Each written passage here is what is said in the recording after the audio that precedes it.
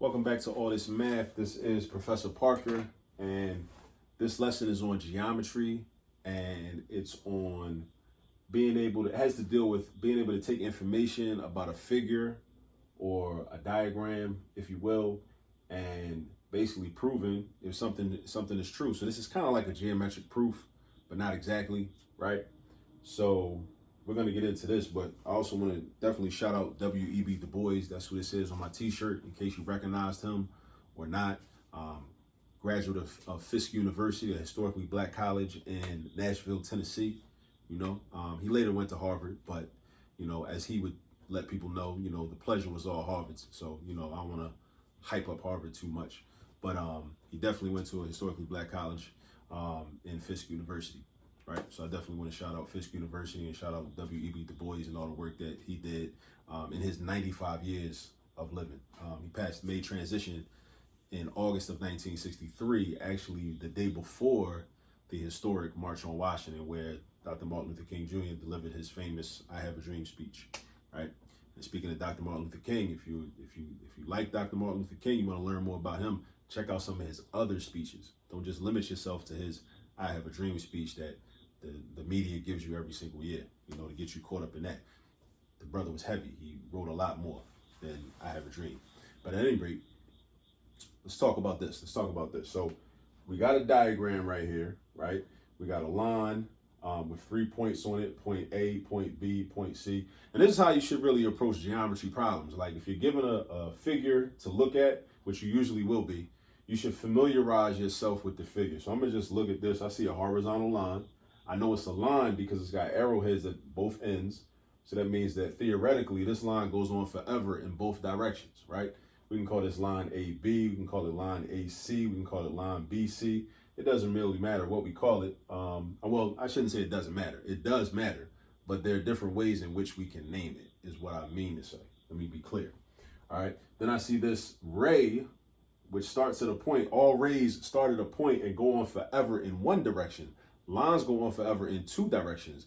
Rays go on forever in only one direction. They start at a point and go on forever. So this is ray BD, right? Because it starts at point B, goes on forever towards point D and surpasses it, right? There's something that I left out. I just realized something when I was drawing this. There's a very vital piece of information that we need. Actually, a couple of vital pieces of information that we need. I just remembered from my original notes. Boom and boom. Yeah, my bad. I left that out, right? This means that angle ABD, like when PhD candidates say all but dissertation, I mean, they've done all their coursework, but they just got to write their dissertation. All but dissertation, that's ABD, right? So that's a 90-degree angle. This little box in the corner means that this is a 90-degree angle, right? These hash marks right here mean that the lengths of these segments are congruent. They're the same. So from point A to point B is equally as long as the distance from point B to point C. That's what these hash marks mean, right? AB is congruent to BC. All right. Now, what we're given here is 5 pieces of information, and we have to say which of these must be true. Which of these 5 pieces of information must be true based on what we see in this picture, what we see in this diagram. All right. So let's go down the list. Let's run it down the line. So this says that angle, that's a symbol for angle DBC is bisected by ray BD. Now, first of all, where is angle DBC? Angle DBC goes from point D to point B to point C. So it's everything in here. All of this, all up in here. That's angle DBC, right? Is bisected by ray BD. This is ray BD. How could that bisect this angle? That's impossible, right? If this angle had a bisector, since this is the angle, and what a bisector does is it cuts an angle into 2 equal angles, 2 smaller equal angles. The bisector would be something like this. It'd be like that. That would be the bisector, right? Not where DB is. DB is actually one of the rays that creates angle DBC. So choice A definitely can't be true. choice A definitely can't be true. So let me cross that off. So A definitely can't be true. All right. Now, let's go to choice B. Angle ABC is bisected by ray BD. So here's angle ABC from point A to point B to point C. And yes, this might be a little confusing because usually when we see angles, they don't look like straight lines. But a straight line can be an angle. A straight line is an angle also. It has a measurement of 180 degrees, and it is an angle, in fact, right? So from point A to point B to point C, right? Straight line, boom, right? But it's saying it's bisected by BD. Here's ray BD. Now, I know that this is true. And you know how I know that this is true? Because of this, right? Look at this measurement. Look at this hash mark and look at this hash mark. This hash mark means that the segment or the length from, actually, wait a minute. No, that's not why I know. That's not why I know. Let me back up a little bit. I still know that this is a bisector, but look at this angle measurement right here. This is 90 degrees, right? ABC is a straight line. All straight lines have a measurement of 180 degrees. So watch this. Angle ABC is equal to 180 degrees, right? ABC is 180. Angle ABD is 90 degrees, right? Now, ABD and the angle adjacent to it, which is CBD, right? CBD, they have to add up to 180. They have to add up to 180. So if two angles add up to 180 and one of the angles is 90 degrees, doesn't that mean that the other angle also has to be 90 degrees? It does. The other angle must be 90 degrees because you already know that this is 90. You know this is 90 because look at that symbol right there. That's the right angle symbol. That's 90, right?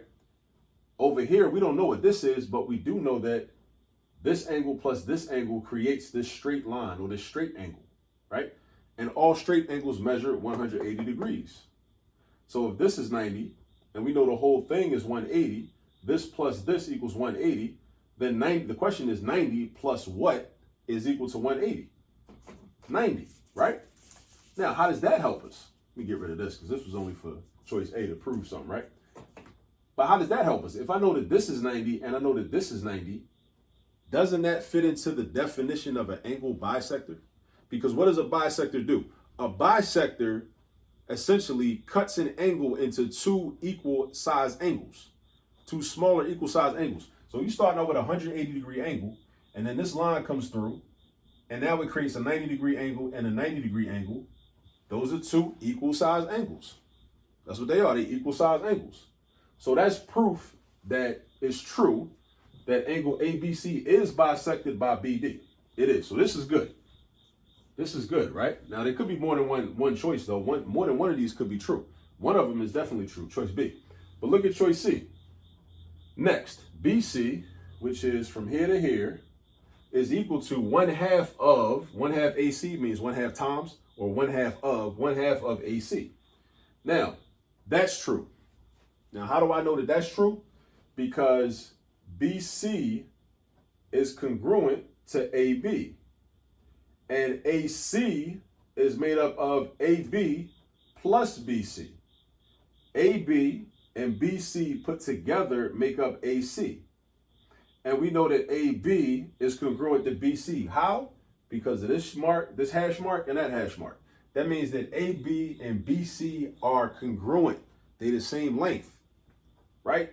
So that means that BC has to be half of the whole length of AC, right? For example, let's say, hypothetically speaking, I made up some lengths for AB and BC. Or actually, no. I make up a length of BC. So BC, what if BC was 5? Right? If BC is 5 and it's got this hash mark and that AB got the same hash mark, that means that AB is 5. So if BC was 5, that means that AB would also be 5. So if they both 5, then when you add them up, what's AC equal to?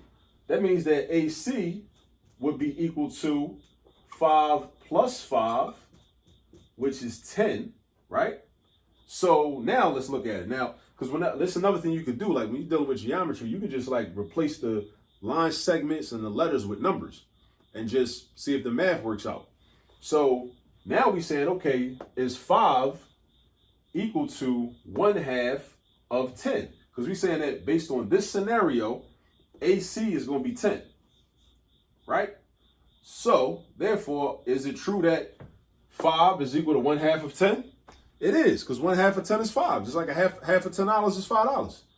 If something is normally $10 and it's half off, you only paying $5 for it. If you pay more than 5, you're getting robbed. So make sure you know how to do the math. All right. So C is true. All right. What about D? D says that segment DB, which is from here to here, point D to point B, is congruent to segment BC. Now, we have no way of knowing that. How would I know that? You might look at it, you might fall for the trick of, looking at the picture and saying, well, they look the same. Nah, you can't do that. You can't just look at a picture in geometry and just assume that the lengths are the same. We don't do that. That's not appropriate, right? So this is no good because we have no way of knowing. I mean, they might be the same, but according to this diagram, there is no proof that those are the same. None whatsoever. We know that AB is congruent to BC, but we don't know that BD is congruent to BC. We don't know that. We don't know that. Now, last but not least, choice E. Choice E says 2 times the measurement of, M stands for measurement of, 2 times the measurement of angle DBC, which is this angle over here, is equal to the measurement of ABC. Let me erase this 5, erase that 5. I can keep those circled. So 2 times the measurement of DBC is equal to the measurement of angle ABC. Now we kind of talked about this earlier when we was talking about choice B, right? This ties directly to choice B because if angle DBC, right, we know that that's 90. We know that this has to be also a right angle because they both together, they create a straight angle. And straight angles are 180. So if one of the angles is 90, the other angle has to be 90. 90 and 90, right? That's going to add up to 180. So 2 times the measurement of DBC is equal to the measurement of ABC. So 90 times 2 equals 180, which is ABC. So that means that this is true, right? Because this has to be 90. Because this is 90. And this is 90, so this has to be 90 because both angles put together create an angle that is 180 degrees. That's why they both got to be 90. They both got to be 90. This one you already knew was 90. But you can derive from the fact that you know that this is 90, that this one also has to be 90 because together they make a 180 degree straight angle. That's what they do. All right. So your answers for this particular question are choice B, choice C, and choice E must be true. Choice A and choice D, we don't include those. Those, not necessarily. But I've showed you how to do this, and I've showed you kind of how to navigate and use some of these rules of these angle relationships. There are a lot of different rules about angle relationships, right, in geometry. But in order to really get a grasp on this, you got to practice. You got to practice. You got to practice problems. So definitely go use this video as a reference and go practice some more problems. And I'll catch up to you on the next video. Peace.